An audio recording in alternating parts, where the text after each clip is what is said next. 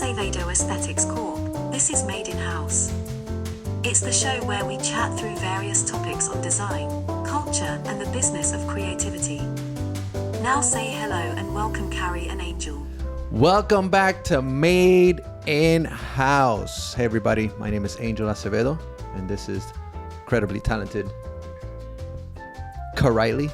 Hi friends, Karielys here. Karielys Acevedo. I hope you're having an awesome day today. Yeah, we're back in episode 3. Yes. And we're excited. Last episode talked about VUCON, and we went in deep. We did. With a little bit of process. You had your whole Oprah moment. I was surprised at my interviewing skills. So hopefully, I'm preparing for, because I haven't done a guest house yet. Oh no, I did do. I did. I was gonna say, what I meant was I haven't interviewed Chris Doe yet, and so I'm preparing for. Let's go. Preparing for that, Great. So, any shout outs? Any shout outs? Well, baby, I think today's conversation, we are going to be talking about a topic that I think about a lot.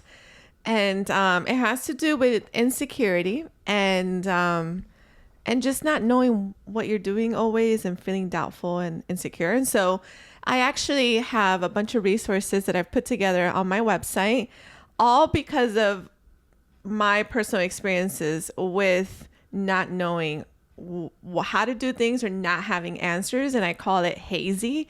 I call that whole thing hazy, feeling hazy. And so I have a bunch of resources on my website, and I call those trade tools. Ooh, because nice. they are tools of the trade. Great. So Della, add a thing here. Yeah, you can go to Karielys.com or Karielys.com, Karielys.com. We'll put it in the description as well. And I've got a bunch of free resources there for you, like workbooks, and I even have some YouTube videos and tutorials on how to do some of the things that I do. So if you are feeling a little bit insecure, you're looking for some answers, check it out. I think it'll resource you. Sign up. It's free. Kary works really hard on these. I feel like I spoke about this the last time, but she puts in a lot of work and a lot of He thought makes fun and of me love. because once a week I'll make an update to my website. And he's always making fun of me, and I'm just always trying to improve. I gotta work on my website. I'm like, did you just work on your website? Yeah. And every Sunday she's like, I gotta work on my email. And yes, Hazy Talk, which is really good. So make sure you signed up. And of course, a shout out to our housemates, House Nation, people that support us and support the pod, yes. Or support the show. We're really thankful for you that you're here with us. And I was gonna plug Gaiad, but I'm not gonna plug Gaiad. Well, what else you got going on? On Gaiad side of things, Mm-hmm. we got this drop that, depending on when this goes up, it should have been out already.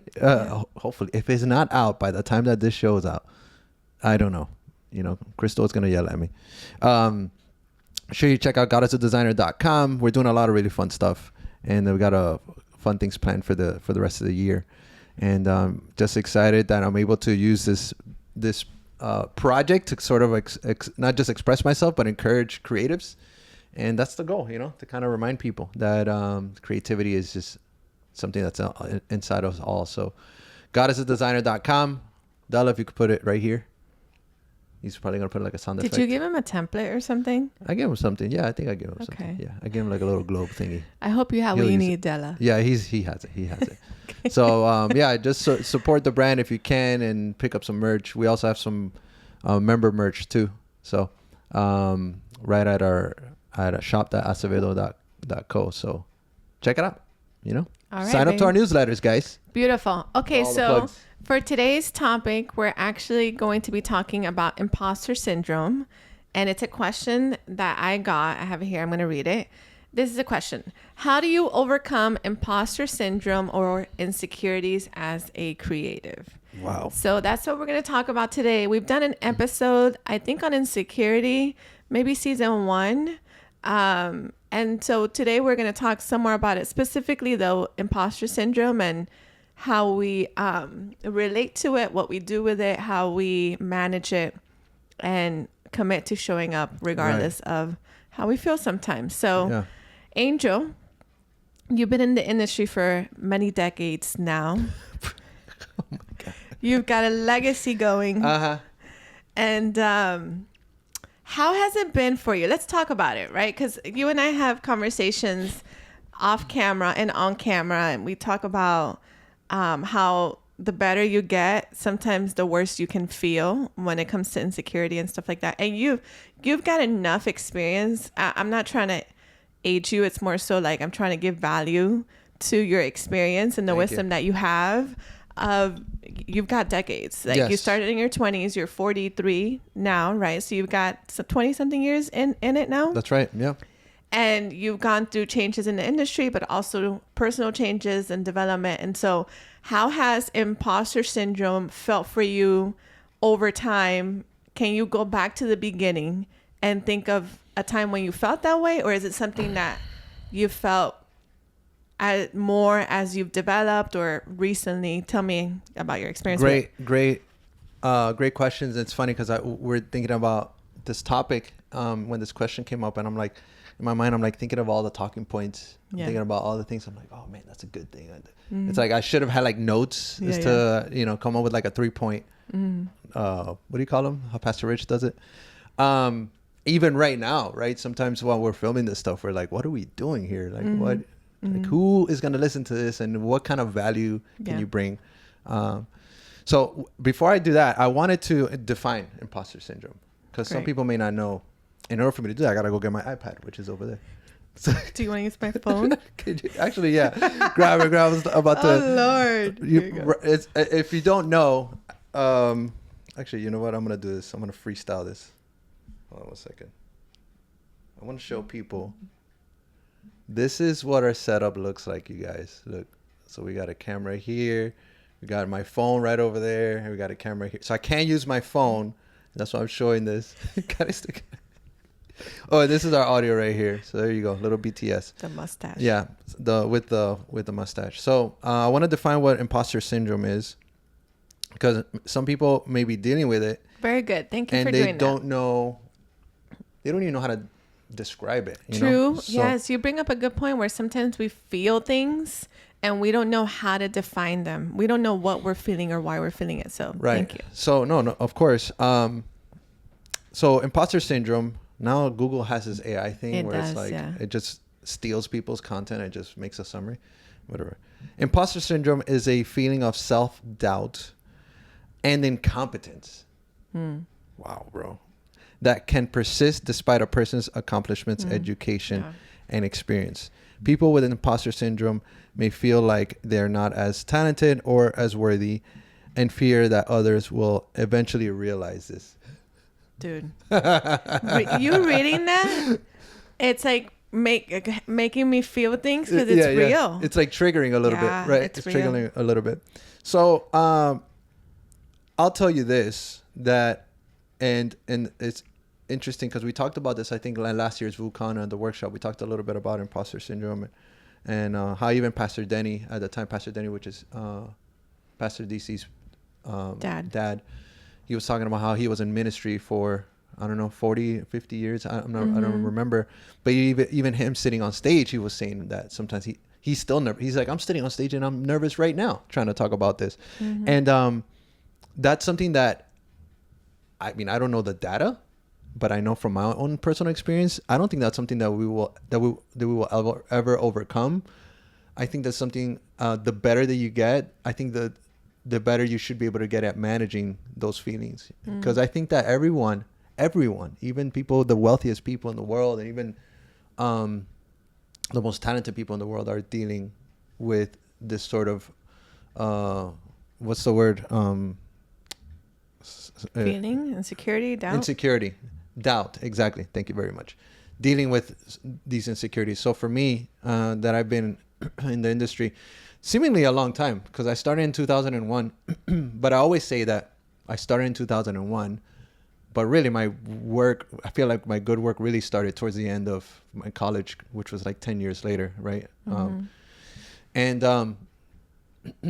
I have had to understand that in the beginning of my career, I thought I was hot stuff.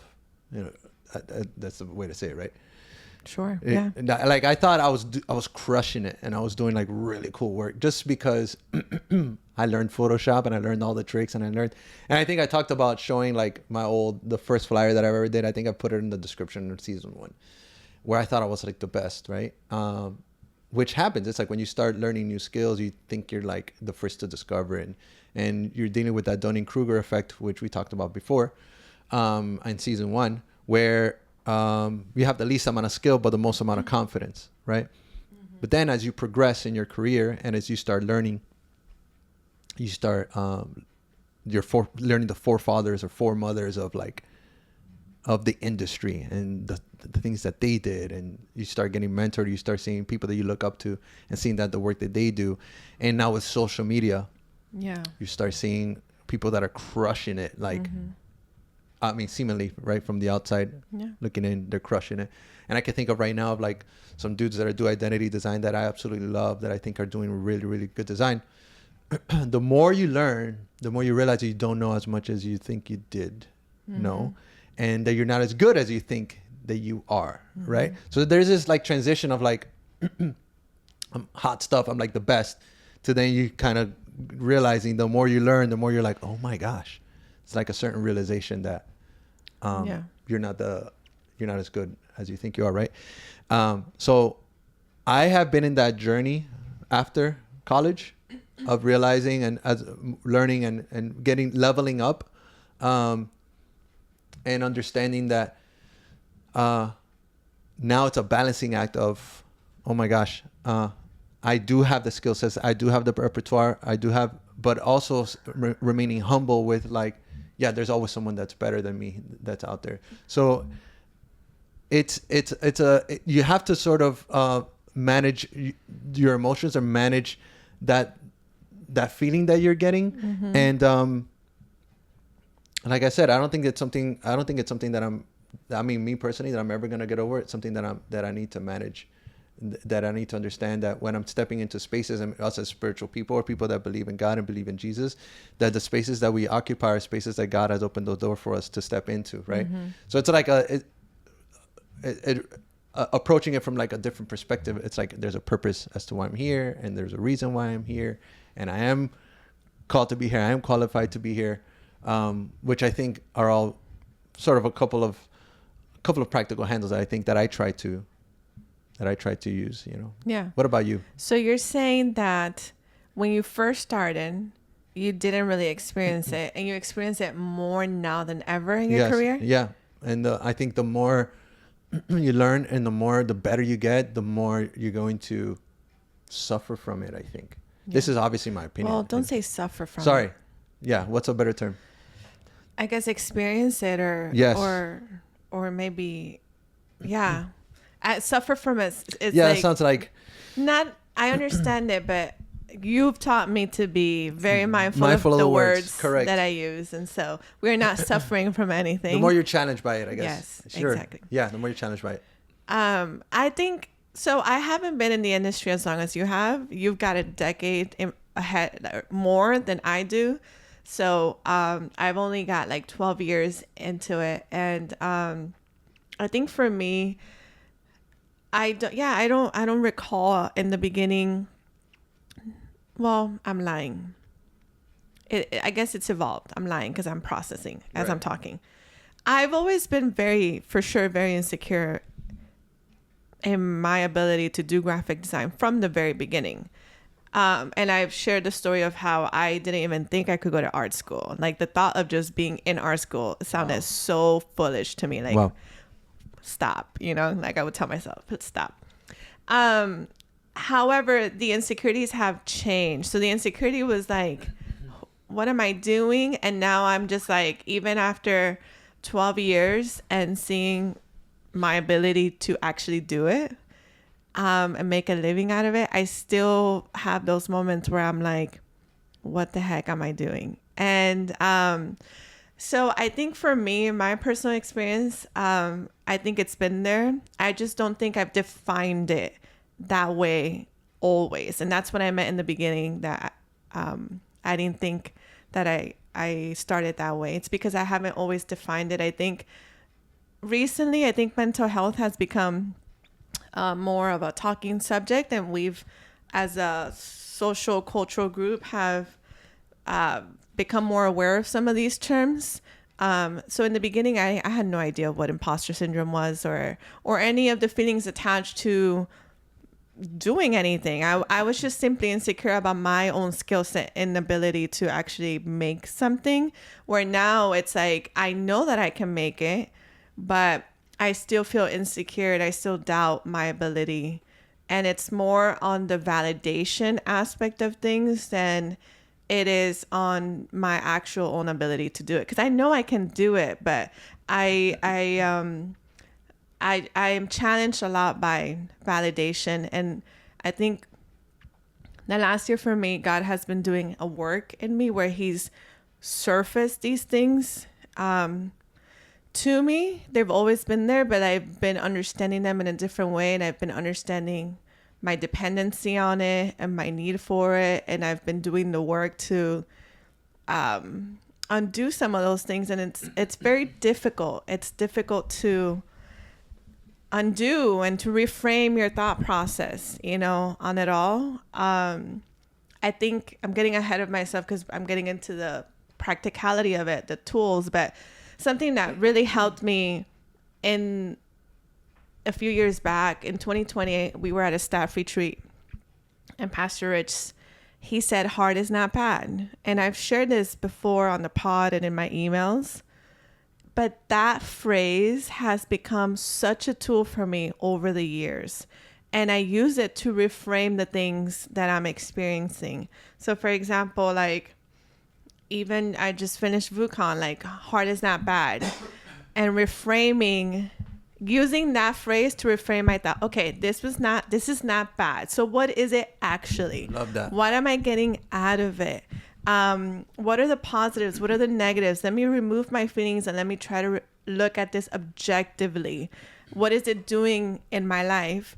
And that one thing has really helped me, because the hard part is connected to my insecurity. Wow. And to myself. I love that reframing, looking at it objectively. The hard part is the part where you're having the most, or that challenge is coming in. I don't want to say suffer anymore. I want to say challenge. Yeah. I 100% agree. 100% agree. I think the reframing aspect of it is one of the keys, but it's also kind of very difficult to, when you're in it and when you're feeling that way, to step out and look at it objectively, and looking at why you're there, the reason you're there, who picked you to be there. Excuse me. And your accomplishments of how you got there, the skills that you've acquired to get there, right? That's why I feel like reframing it is the entry point, but it's also good to bounce off with, have people around you that you can acknowledge, be like, man, I'm feeling insecure about this, or I'm feeling like, a good example, it's like when I got the gig at Spotify, when I started working at Spotify, which I've been using Spotify for a long time, and it's this company that it's like working at Apple or something that you use every day. That though I had the skills, and I had the history and the social proof, and I had the portfolio and all that stuff, even when they offered me the position, I was still very skeptical of man, when will they find out? Remember we were reading? Yeah. When will they find out that I'm not, at least I thought, qualified for this position? And I'll be transparent. I'll give you an example. When I was, when they were doing the salary negotiations, the original offering that they offered me was actually pretty good, along with all the other perks that came with it. But I learned, and I think it was through, I don't know if it was through Chris Doe or through some other book or something that I was reading. Everything's kind of jumbled up. But I remember reading that no matter how good the salary that they offer, you always negotiate. Always negotiate. Because it lets a recruiter know that you know the value that you're bringing, or at least that you value yourself as part of this potential opportunity, right? Yeah. So yo, scared out of my mind, when I got the offer, I spoke to in the recruiter. This was via Zoom, and and she gave me the offer. I was like, actually, this sounds really good, but I'm actually thinking this is probably the salary should probably be around here. This is something that I'm hoping for. And she was like, well, you got to think about, everything that we're offering or whatever. And in my mind, I saw the position slipping away. I was like, oh my God, I'm going to lose this, because she didn't seem in any way, but me and my imposterness, I don't know if that's the right word, me going through it, I was like, you messed it up. It's like, you messed it up, now you're not gonna get the job or whatever. It was nothing like that at all. She was just like, actually, let me go talk to him or whatever. But immediately, like 2 minutes later, I was like, you know what, I think it's fine, don't talk to them, I'll take it as is or whatever. I was completely reneged. I don't know what the word is, but redacted, is that it? I tried or two or whatever. Thankfully everything was fine. A lot of the times I've learned that all that stuff is in your head. All that stuff is just you battling yourself. Anyway, that's just kind of like a practical. I feel like that immediately showed to the recruiter how I felt, right? How I felt about myself, or how I felt about. Except you undid it. Except I undid it. Immediately I undid it. Babe. All that hard work, I undid it. Just because I really wanted the position, God. I really wanted the position. And they'll probably watch this and be like, oh, be like, oh, that's what happened. But anyway, really good. I feel like the reframing is such an important aspect of trying to overcome this. Yeah. And just to say, like, I heard that in 2020 for the first time. It's 2024. And now is when I feel like 2020 is when you first heard it. Yeah.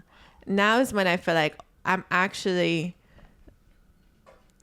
being a lot more, I've got more strength in me to actually be able to do the practice of reframing, because I heard it in 2020 and then it stuck with me, but it's taken a 4-year journey of me actually believing that and defaulting to that way of thinking once I feel like I want to back away from something that's hard or that doesn't feel good. Right. And so I just share that to let you know that, like, you might hear this episode today and say, oh, that's a good handle.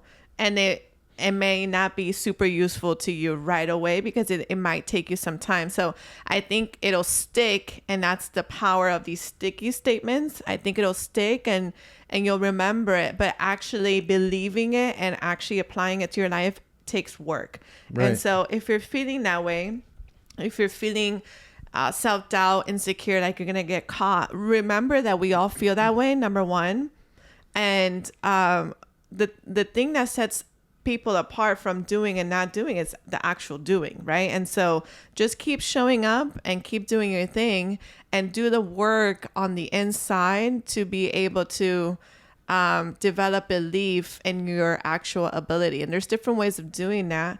I think for us, we do so in a very practical way. And when I say practical, I mean like science, like practice gratitude, reframe your thoughts, Good.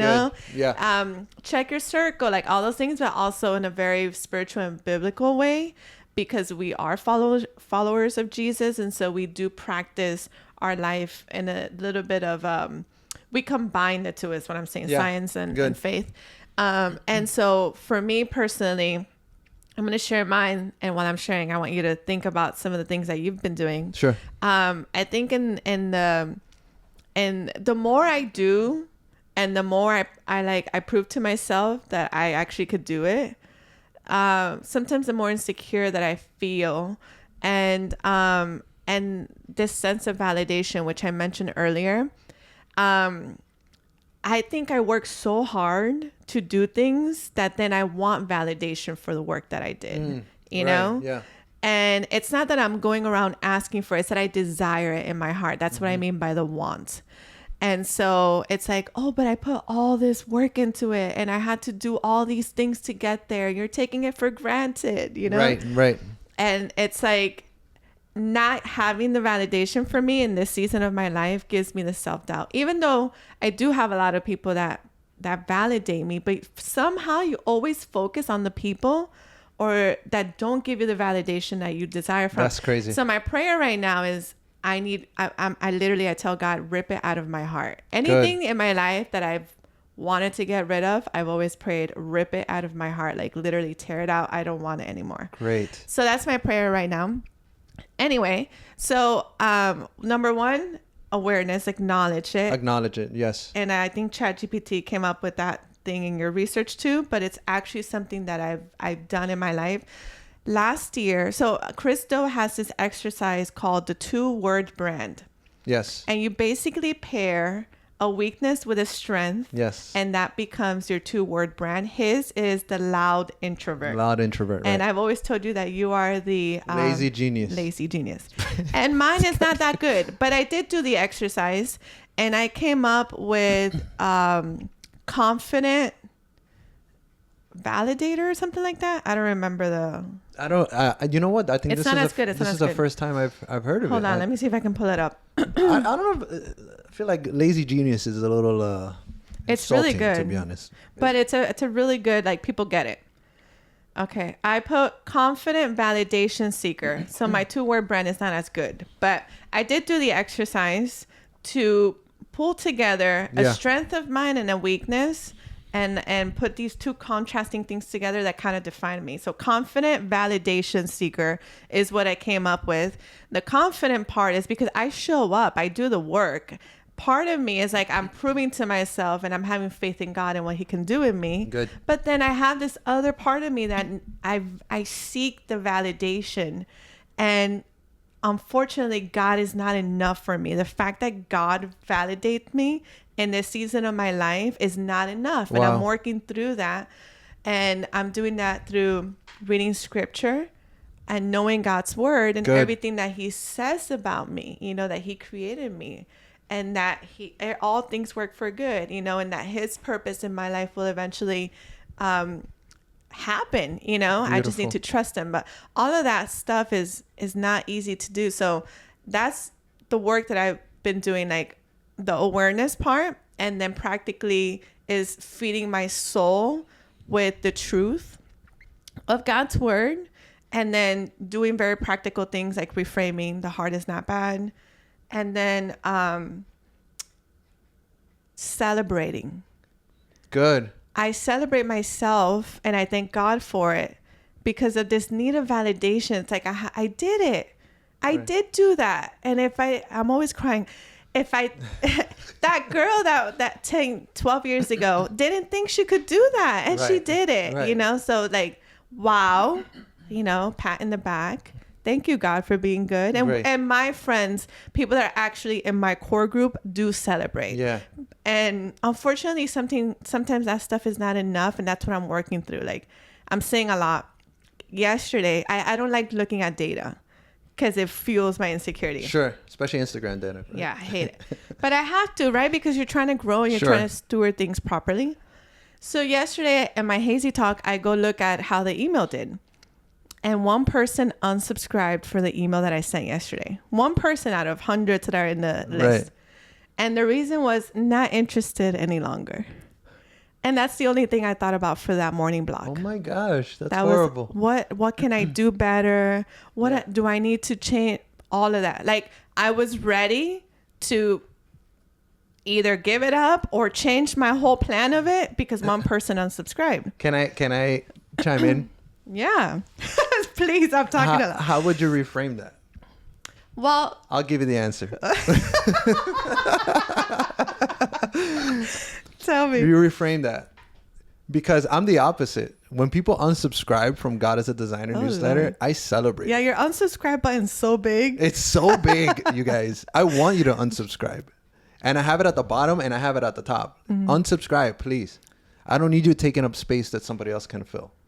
I love that. So I think for you is like, if they left, by all means, like XYZ reasons. Maybe they're, I always try to give people the benefit of the doubt. Maybe they have too many newsletters, or maybe whatever. I don't know, whatever reason. She's just no longer interested. She's just no longer interested because she's trying to clean up her news. You know what I mean? Yeah. Who knows? Who knows? Mm-hmm. But what I'm saying is, this person is making room for someone else to step in. That I is love interesting. that, babe. You know? Thank you. I think I didn't even know you went through this. You No, know? I didn't, because I put it in the broadcast channel, but I knew I couldn't stay there, so I Sure. didn't linger on it for much longer than. Yeah, I think going to your point of reframing things, there's a way to reframe it to like, not to lie to yourself or whatever, but multiple things can be true. Yes. Multiple things can be true. No, it's just not just one thing. It's not just that, Kary, I don't like her email. I don't like the way she writes. I don't like, which is immediately what we go to. But it could be different reasons, Right. you know? So it just goes to show how much work I need to do on the validation front. Yeah. And I'm working through it. So I understand. we'll see, maybe in a few episodes, maybe a year from now, I'll have more strength in that space of my life. But right now, that is the thing that is unfortunately fueling my insecurity. I think the you brought up the good points where it's like acknowledging, right? Number one, to acknowledge that you deal with it. And I think for us designers, it's pretty easy to acknowledge. We are designers or creatives. Everybody, not just creatives, everybody deals with imposter syndrome at some capacity, right? And number two is just reframe it, which is the challenge. It's an exercise you need to do. And I think it's important to understand, and we talked about this, you and I, that, and this is me gamifying or like making it like a sci-fi thing. This is just how I filter everything through some kind of storytelling thing. So the way I see it is, we, in our existence, us as human beings, we have duality. There's a person, there's a you, and then there's a you, your bizarro you, is what I call it. Bizarro is like, Okay. you know who Bizarro is? No. There's Superman, and then there's Bizarro Superman. Okay. Bizarro Superman is like the evil version of Superman. Got it. And he's like dingy, his colors are muted, and even in the comic books, he's like, whenever he does something bad, he thinks it's good. It's like literally the double. Okay. The opposite. The opposite, right? So there's like a Bizarro version of yourself that is the one that's fueling this imposter syndrome, and that's telling you these things. Who else is telling you these things? No one's telling you. Like, unless you get haters or whatever in the comments, which whatever, people are dealing with their own things, but usually you're your own worst enemy, right? We've heard this before. It's like there's a Bizarro version of you that's like telling you that you're not good enough, and telling you that, what am I doing here? And telling you that, like, there's no way you're gonna make this. There's no way that, and not that if you're a procrastinator sometimes, yeah, you may not meet that deadline. Actually, that may be true. You're not going to meet this deadline, you know, because of the actions. But I think it's important to recognize that you have a certain internal monologue, internal battle that you have to challenge. You know, you have to, and especially us, as we keep saying that we're people of faith, and we know that there's certain intrusive thoughts, and there's an enemy out there that wants to kill and destroy and everything that you do, and wants you to out of the purpose that God has for you. There's a spiritual aspect component for Kary and I that we do that, and it's important to acknowledge that and fight that and go through prayer and to push through those things. But outside of that as well, I think there is a internal battle that continues happening, and it's going to continue happening in your life. That's why it's important. We're talking about acknowledging, we talk about reframing, and it's important to have community, which you just said, community around you, of people around you that celebrate you. And it's important to amplify those voices in your life, as opposed to amplifying the voices of that one comment that they left on Instagram of a stranger that has nada que ver in your life, that has no kind of, you know. I've come to realize, I have tried to actively mute. Not feedback. Feedback is good. Even bad feedback is good, the way it's told. But criticisms for criticism's sake, I tried to do that. Something that I know I brought up Chris Do a bunch of times in this episode, but something that when I was in the pro group that Chris Do mentioned, he said that when and I brought this up also last year, I think at the workshop, that when someone celebrates him, someone says, you do such a good job, or you did such a great job with this, or your work is so good, or whatever, he says, thank you. Thank you very much. I say, amen, thank you, right? But he says thank you. But when somebody criticizes and says, oh, you did such a bad job, whatever, he says thank you. And I'm going to say amen and thank you, right? Give them both equal footing, because if you live by people's praises, you will die by their criticisms, right? thoughts? I completely agree, and I'm processing as you're talking. You know, I was thinking about critics earlier today, and just even realizing that people that criticize you have not walked in your shoes, and most times they don't even know, they don't have an idea of what it takes, you know. And so I don't have an answer fully there because I'm still working through it in my own personal life in terms of like, I can take feedback. I'm not very good at taking criticism. And it hurts. It hurts me because it's like, but you don't know. You don't know how like what it takes. And it goes back to the combo of hard and validation. That little thing is the thing that I'm working through. So I've got some work to do on the criticism, and I don't get it often, but I have gotten it. Sometimes I get it on Instagram. Sometimes I get it directly. And sometimes it's like, what the F? Like, yeah. Like, wow. Anyway. Do you like to say, shut up? Is that, yeah, shut up. Sometimes it makes me very angry, you know, and you've seen me in those moments when I've had experiences from people that I necessarily, I didn't really expect. Right. And it's so hurtful to me because of just my story. And I take it so serious because it's me. It's all of me, you know? So I'm working through all of that stuff, but I did want to add on something that, and I think maybe we can end here. Sure. Let's talk about showing up, because we're sharing our experiences with people, right? We're letting them know, look, we've become aware of the things that are trigger points for us, that are weaknesses for us. We've been working through them by reframing them, by putting people around us, listening and learning scripture, and really believing God for who he says that we are, right? But the other thing is that we still show up, right? You know, and I've had people, it's funny because, you know, even though I desire validation, when I get validation, it feels super awkward and I want that to stop. It's super weird. It's a very human, this is how I know God is working in me, because of the dichotomy of I want it, and then when I get it, it's like, please stop, you know? Right. This makes it feel weird. But I've had people tell me, oh, you're successful. How do you manage your success or whatever? And I've also had people tell me, I'm shocked you're insecure, you know? Right. And I just think both of those things have to do with the fact that I show up and I still leave it all on the table. But it doesn't necessarily always mean that I'm super confident in my showing up. I just show up and I do it. And I think that's the key, right? It's all of the other things we spoke about, all of the other practical behavior. But at the end of the day, you still got to show up, because I can reframe whatever in my mind and I can have the playbook done. But if I don't show up, I'm not really actually changing anything for myself. You know, if you don't actually do the work. Good. So let's talk about it. Yeah. How have you shown up over time when you felt insecure? You still drop the thing, you still make the design, you still do the talk. Is there a specific experience, or is there a handle or anything like that you want to? I'm sure that I have dozens of experiences, especially running a few businesses. God as a designer being one of them, where I'm doing most of my energy is going into. And I'll quote Pastor Rich. It's like we're talking. Okay, so this podcast is a commentary on Chris Do and Pastor Rich and Chris Do, our mentors, right?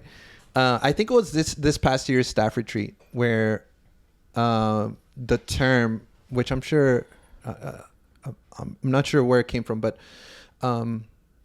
he said something like along the lines that he's scared or nervous about doing some things. He says, "I'm scared, but I'll do it scared. Do it, but do it scared." Even if you're scared, you just push through it, right? And do it anyway.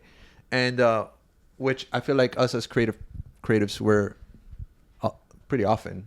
Unless you're like in the early Dunning-Kruger sort of situation, when you're good or you're sort of later on in your career, you're scared a lot of the times of failure. You're scared of like, what am I doing? You know, Is this going to be right? Is this going to be good?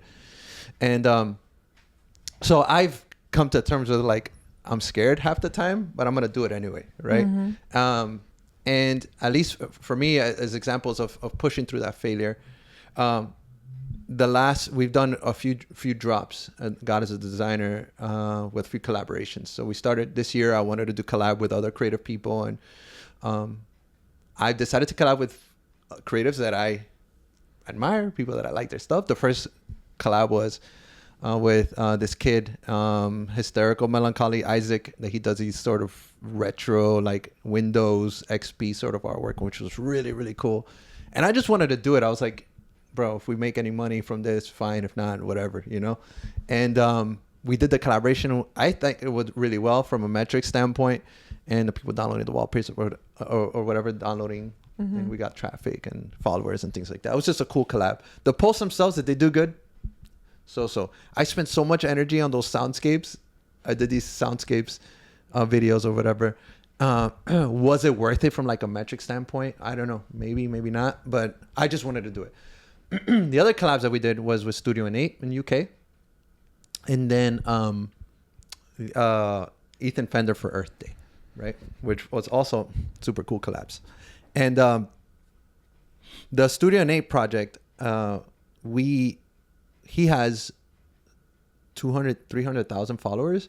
I have like on God as a Designer side, maybe about almost 20,000 followers. So we have like a pretty good following, plus the newsletters that we had. And obviously, since it's a partnership, I can't really share data. Usually I would share just data with anything that has to do with me, and I can't really share, proprietary information. But the collab did okay. It did not do as well as, considering the thousands of people that we have and the amount of work that we put into it. The design, it came out super fresh. It didn't do as well as we thought it was going to do. And we made some profit, but it wasn't anything that you would think of like, oh my gosh, we hit it. The one after that, Earth Day, and I'm okay with sharing this, did even worse. Earth Day did even worse. And could be a lot of factors. Could be the timeline. It could be I know it wasn't the creative. I'll tell you that, because the creative was fire. The creative was actually really dope. And Ethan Fender crushed those symbols. The elements. We called it the elements of creation, and he did the 5 elements. Super cool. We collabed with Grizzly to do the prints. We did it on Comfort Color shirt. It's one of my favorite, and you've worn the shirt multiple times. It's one of the best pieces we've done locally, I would say. But actually, we lost money on that one. We lost money, and we didn't make any profit. Though I honored and I gave Ethan Fender what I could, or what we had talked about, and then we donated to the other stuff. So yeah, this is does it matter? Anyway. So anyway, that's a few examples of like, we did these things. They did not come out as we expected, but does that mean I'm going to close shop or give up on Gaiad? Can you imagine? I thought about it. I thought about it. I was like, this is frustrating. This is too much. I don't know if my expectations are too high. I just want to like break even on some of this stuff, and I thought about quitting Gaiad multiple times, because it's hard, but hard doesn't mean that it's bad. It's like, if you're ever going to succeed on something, and a lot of these major brands or apparel brands or product brands, dude, I gotta get out of my self-pity of like, oh, it's not doing well, whatever. You think stuff just comes easy, no, man. Not everything's a win. No, it's a combination, a cadence. It's a cadence. If you know. To the madness. Of wins and failures. Yeah, wins and failures. And you need both. And we're learning that. And I know it's so easy to get here and say it to you. But feeling it and going through it and committing is not easy. Right. And all I know is that we're just going to keep. We're going to keep going. We're going to keep at it till Jesus says otherwise. So, Angel, I think we'll wrap it up here. Sure. Yes. So guys, I hope that this convo was encouraging for you and fortifying. You want to recap your 3-point sermon? Yeah, I don't have one, but It says acknowledge. yeah. So some of the handles, if you're feeling insecure, self-doubt, imposter syndrome, if you're feeling like you're gonna get caught, which is awful,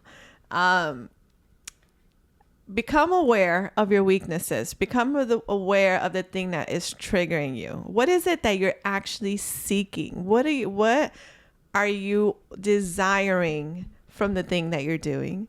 Then try to think of it objectively, what you're getting out of. Remember that every experience has a purpose, and there is a positive that you can take from every experience.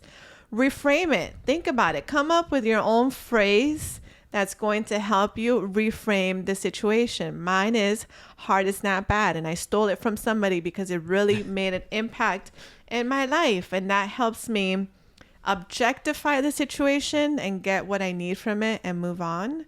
The other thing is like amplify the voices around you that are for you, that are speaking truth over you. Still show up. Make it a commitment that you're still going to show up. And if you're a follower of Jesus, spend time in his word. Prioritize quiet time. Prioritize listening to him and reading the words that he says about you. I wrote something like, because again, I'm working through validation.